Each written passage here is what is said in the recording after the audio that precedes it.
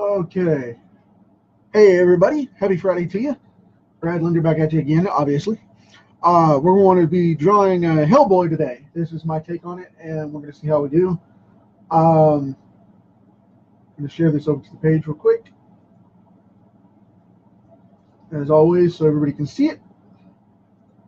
And there we go. Cool deal. Hey, Ted, thanks for joining. I appreciate it. I'm going to pump out some lead here so we can get this thing started.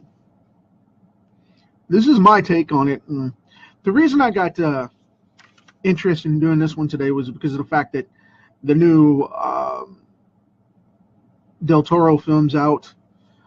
I'm interested to see it because it looks like, even though he swears it's not, it looks like Abe Sapien or Abe Sapien on there. And sorry, Ed just popped on and I wanted to say hi.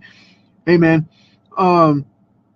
Anyway, yeah, it looks like the Abe Sapien character from Hellboy, but he swears it's not because of the fact that one of his favorite horror movies growing up was the Universal character of the Creature from the Black Lagoon, and he wanted to see how a modern take would be like for that character. And he's really big into fishermen as well, that particular species of characters. Except in this film, though, he says that this character is more primal and animalistic, but it's played by Doug Jones, which did Abe Sapien in the Hellboy films, and plays a lot of characters like this throughout his career. And the way that he played him, very majestic and educated and civilized. In this incarnation, he's supposed to be very savage and primal right out of the water. And this is a creature from Earth, not man-made or alien as Abe is supposed to be. Because Abe was supposed to be not a merman, but a clone or a mutant designed by human beings from experimentation. So there's a little bit of a difference there. But anyway, I'm a huge monster movie guy, and that's one of those things that I'm definitely going to have to go check out. And, you know, with it being Del Toro, it's going to be awesome anyway, no matter how you look at it, because of the fact that it's just going to be completely blown out of the water, pardon the pun. So it's going to be awesome. It's going to be awesome. I'm really looking forward to this one. I saw the new trailer for it this morning, and if you follow my Twitter stuff, I've got a couple of articles that I've been following on there from the press and whatnot, and it looks really, really good. So I'm all about it. I don't know exactly when I'm going to get to see it yet, because I'm launching sites this weekend, and it's heavy duty time. So, you know, got to get all that work out of the way. But getting ready for the first of the month, you know, for the first of the year and all that. For December is going to be my testing ground for launching all this stuff and getting all my properties back up on up on the big leverage levels of doing business again. It's going to be nice. And rebranding everything to match up for one company pool is really, really intense. It's taken way longer than I thought it would. Of course, everything of value like that does, because you go, I'm going to put up a site this weekend, and then everything goes wrong. So that's pretty much the way it works. But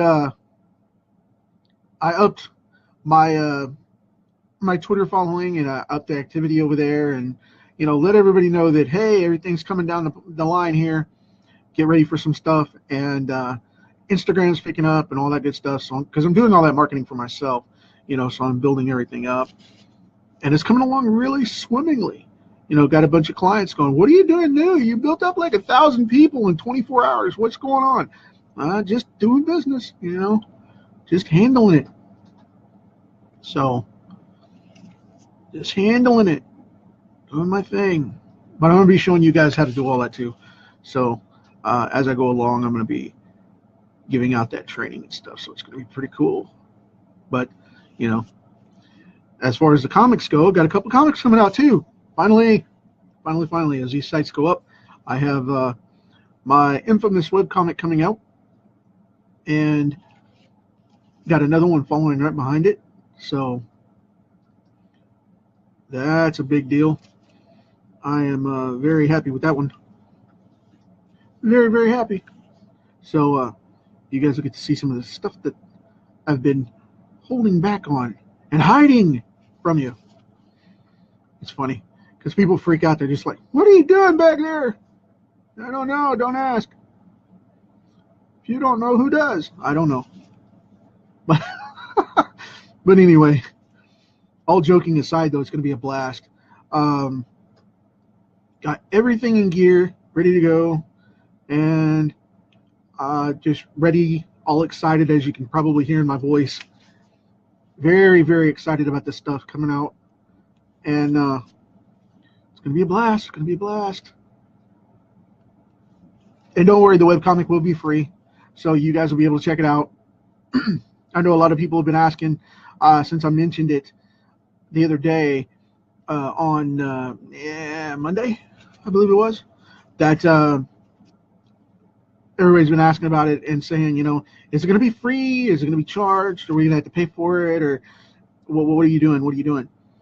And I was like, no, it's not going to be, you know, it'll be $500 a page. No, I'm kidding. It'll be free. It'll be open to the market. It'll be fine. It will not be public domain, though, so don't be taking my characters, because I will sue you. I'm just letting you know. I got a legal team at the ready. I'll pull that trigger. Done it before. Kidding. So, anyway, I know none of you guys are going to do that because you don't want me to do it to yours. But, anyway. I had a big deal about that the other day. Guy was griping at me saying, you know, man, you need to do this and this and this and this and this. And I was like, what? Talking about his comics. And then he was talking about how someone stole his comic book and whatnot and made this big to-do about it on some of the groups and things. And I was just like, man, stop that. You know? So don't put it out there without the copyright mark on it, and it'll be fine. So people just freak out instead of just saying, hey, you know, I need to reissue this, and understand if you have a copy without it, then you're going to have to turn that in or update your, you know, your book, and the download will update when people get a fresh version. But, or when it pings home and updates the page. But people just don't think about that kind of stuff. And they're so sue happy these days, like I was just joking about. And, you know, it's like, I'm going to sue you. Over what? Chill out. So, people are sue happy. You know, that stuff was back from the 80s. Just for you kids, so you don't know, the 1980s. That's back when all of us old people were growing up. And everybody was sue happy back then. Because all the the liability claims and all that came out, and the regulations for taking care of that stuff for employees and for accidents. You know, businesses had to be responsible to keep people from commonly scamming them and all that mess. And it was just a horrible, horrible time. And then everybody got sue happy about everything personally. So it's crazy what they would do. But got to be more civilized and professional than that. You know, handle it from Jump Street, and then you won't have that problem. You know, go in and copyright your stuff and handle that properly and get your trademarks in place. And even though they'll be pending for about 10 years because of the fact that the Copyright Office is not caught up yet here in the States, but it's getting there. It's getting there. So I got my copyrights. I always complete my copyrights before I ever publish anything publicly. So be sure that you do that same practice so you don't get bit in the butt later. And then you don't have to fight it, you know what I mean? By publication and all that mess and whatever. I've seen a lot of people try to do that and take advantage of new properties coming out because they're like, hey, this doesn't have a copyright in it. I'm going to take it. What you don't realize is if it's in production, they can prove that it was printed as theirs, and they would get awarded the copyright, and you would lose it. So, you know, if you print the book without a copyright in it, it doesn't mean you're going to lose your property. It just means you need to get it copyrighted as soon as possible so that you have that taken care of. Because some knucklehead can go try to apply for it, and then you can take them to court and, you know, prove you printed it first and it was your concept. And then, of course, any judge worth their salt's going to say, hey, man, that's, you know, you can't have that. Clearly it's his and you tried to steal it. So some people tried to do that with Neil Gaiman back when he did Angela. I don't know if you guys know about that story or not, but Neil Gaiman, the famous author, crossed over in comics a lot over the years. He's written a lot of graphic novels, wrote Sandman for DC for the longest time, under the Vertigo label, and tons of other stuff. Well, he worked with Image for a little bit, and Angela, the character that showed up in Todd McFarlane's Spawn, and under her own title back in the 90s, he created that character, and he owned it. And there was a big dispute about who owned it because of the books that it appeared in. Todd McFarlane's Spawn, and then a couple of other things, and you know, Rob Liefeld got involved in that, and you know, a couple other things going on, and before you know it, they were in court, and they had to battle it out to see who owned that. Trying to adjust this lid, but anyway, they had to battle it out to see who owned the character. And Gaiman won, of course, because it was his property, and he proved he created it, and had everything in place like he was supposed to. So, you know, that's where it's at. But anyway, it just depends on what these knuckleheads want to try and do. But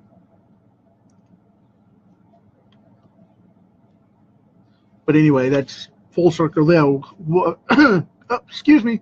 Tried to choke on my cough drop today. That's what that blah was. But anyway, it was me catching it before I choked on it. But yeah, that brings us full circle back to Hellboy. The new Hellboy's coming out. They're in production for that film. I am all excited about this thing. I know the comics aren't in production anymore, but I really, you know, because Mike stopped, but I really enjoy what I'm seeing about this film coming out. The costume work and the new graphics and things just look off the chart with what they're doing for him. And I'm just really pleased with it and hoping to get in there and take a look at it before it goes wild and then has to be brought back as a comic book and whatnot. And if Dark Horse is listening, if anybody from Dark Horse is listening, you know, I'm an indie guy, but you know what? You guys were indie at one point too, you know? Mike Richardson and all those guys, they were an independent company as well. Small press, went full steam ahead, started knocking stuff out, got all the movie properties together. I would love to do a Hellboy book. I think this is definitely a cool shot, and I would love to see that happen because I'm a hardcore fan of the books, and the series itself is just insane. I really love the animated stuff that they did back with McFarlane a while back. HBO, and I think it was HBO that was working with McFarlane at the time. They did the Spawn series, and then they did a couple of short feature films for Hellboy. Don't hold me to that, though, because I don't remember the studio offhand. But I think it was HBO that was involved with that. I might be mistaken. It has been known to happen from time to time. But, yep. I find that very cool. I would love to draw that book.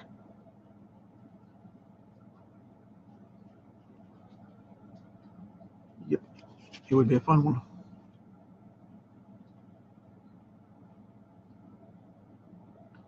Yep.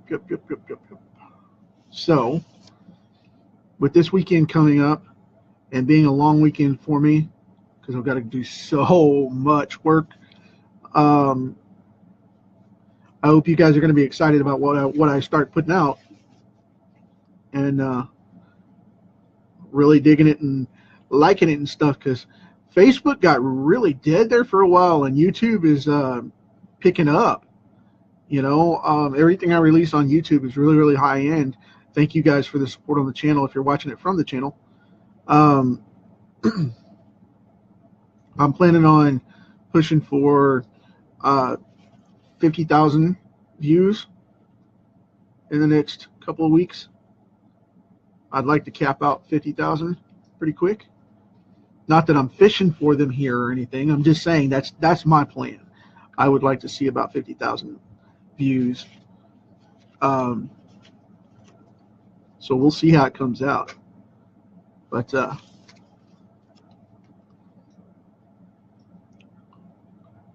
I'm pretty fair with that marketing stuff. He seems to work out all right. But anyway, hoping to get a lot of the comic book stuff on there and show out these new tutorials I've got coming for you guys too, because that's going to be awesome.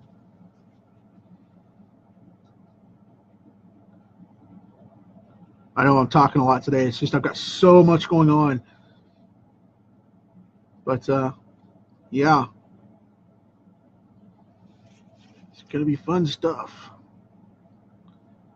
Now this one's a lot cleaner and more refined, and I did this on purpose because of the fact that I'm trying to do these a little cleaner and with a little less sketch in them, because I want them to look more like I do for the comics, because people have been asking me to clean them up a little bit. So it's like, that one was really sketchy.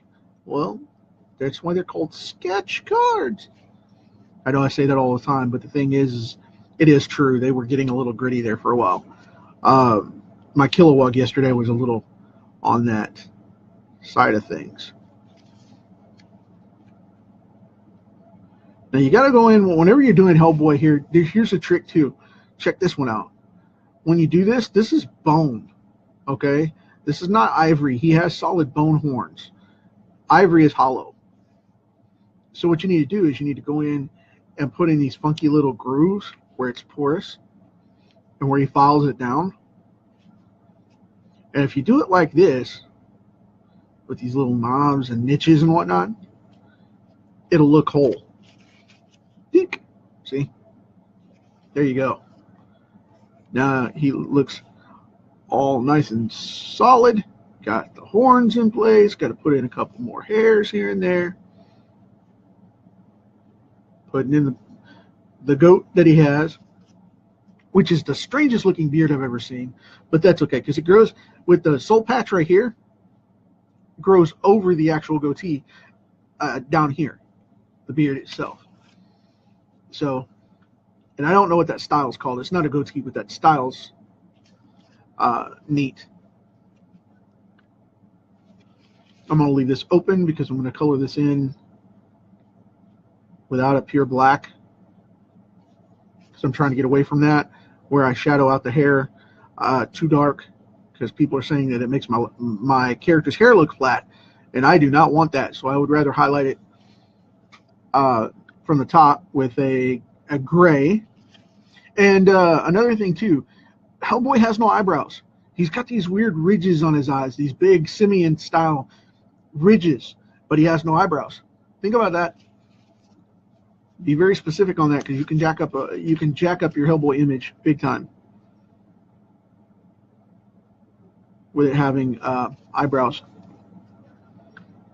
It'll make him look funky. It will. Now what I'm going to do here is I'm just going to kind of do this sort of thing and keep that open just a little bit, because that red's going to be dark and I don't want it to go flat and abstract. However, it would look more like the comic book if I did, but I'm not going to anyway. Just for sake of argument, I'm not going to anyway. I'm not going to do it, dadgummit. So, people have been getting on me about this too. How I do this right here.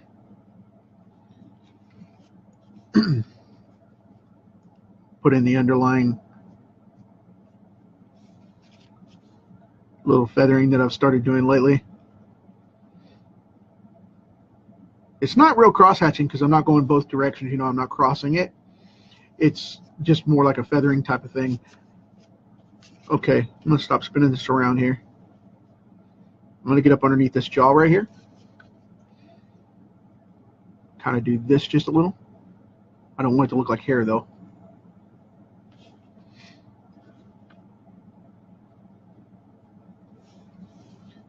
And we'll put a little right here because he has these prominent creases in his face, and I don't know if it's from the demonic side of him or if it's something else. So I'm gonna have to see here. Let's see if I don't stab the card, that is dropping my pencil. But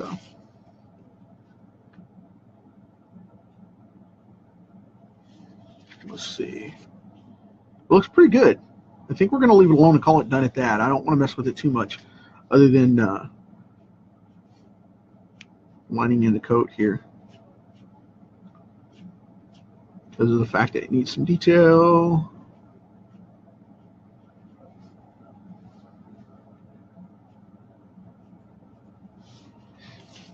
And no, this is not a common thing for me right now.